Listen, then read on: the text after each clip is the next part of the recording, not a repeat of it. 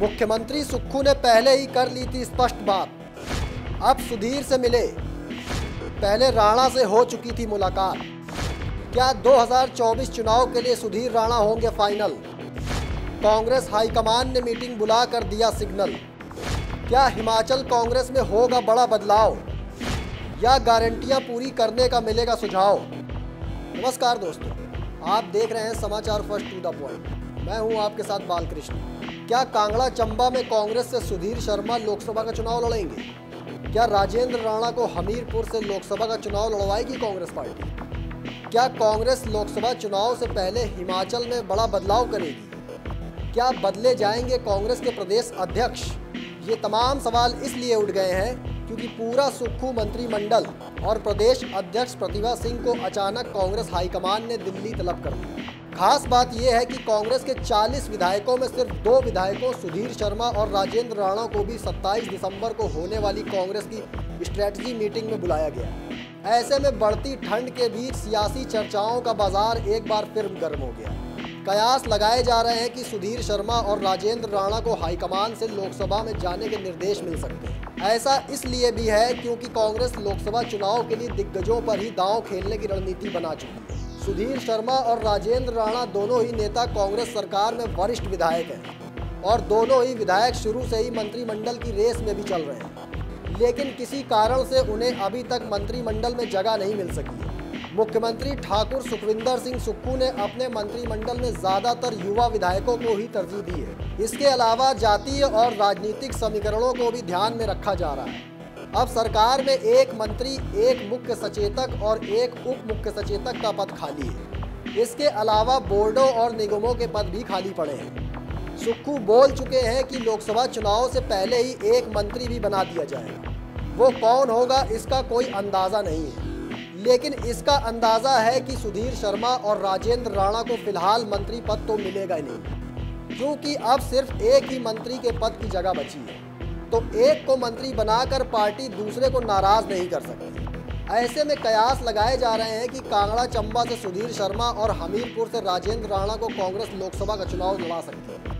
समाचार फर्स्ट ने आपको पहले ही स्पेशल रिपोर्ट में बताया था कि मुख्यमंत्री सुखविंदर सिंह सुक्खू ने राजेंद्र राणा को पहले ही लोकसभा चुनाव में तैयारी करने की बात कह दी थी। ऐसे में पिछली रात जिस तरह सुक्खू ने सुधीर शर्मा से मुलाकात की है, इसके भी कई मायने निकाले जा रहे हैं। इसके मायने तो यही निकाले जा रहे हैं कि सुक्खू ने सुधीर शर्मा को भी लोकसभा का चुनाव लड़ाने का मन बना लिया। मौजूदा समय में मंडी संसदीय क्षेत्र ही कांग्रेस के पास है और यहाँ कांग्रेस प्रदेश अध्यक्ष और सांसद प्रतिभा सिंह लगातार दौरे कर रही है। ऐसे में कांग्रेस के लिए यहाँ नाम तय करने में कोई ज़्यादा संशय नहीं है, लेकिन शिमला, हमीरपुर और कांगड़ा में कांग्रेस के लिए उम्मीदवारों का संकट बना हुआ है। अगर बैठक में लोकसभा के चेहरों पर चर्चा होती है तो सुधीर शर्मा और राजेंद्र राणा फिर से कांग्रेस के लिए एक नाम हो सकते हैं। दोनों नेताओं को अब लोकसभा चुनाव के आखिरी वक्त पर हर दांव से मनाने की कोशिश होने वाली है। इसमें चुनाव लड़ने से मंत्री पद देने तक के पत्ते खुलने बाकी हैं। कांग्रेस हाईकमान ने विधानसभा चुनाव के नतीजों को देखते हुए राजीव शुक्ला को एक बार फिर से हिमाचल की कमान सौंपी है।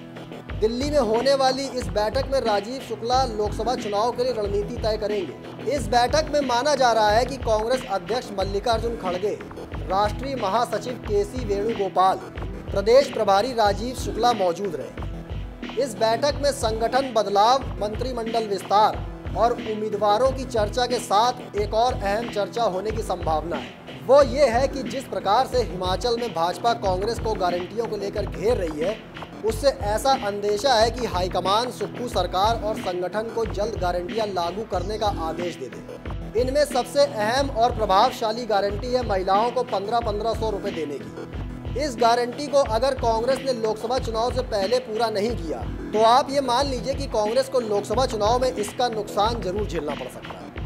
दरअसल लोकसभा चुनाव में कांग्रेस कोई भी मौका छोड़ने के मूड में नहीं है। इसमें लोकसभा चुनाव की तैयारियों के चलते चारों सीटों के लिए योग्य चेहरों की तलाश भी शुरू हो सकती है। कांग्रेस हाईकमान आगामी लोकसभा चुनाव के दृष्टिगत एक सीट पर फोकस कर रहा है।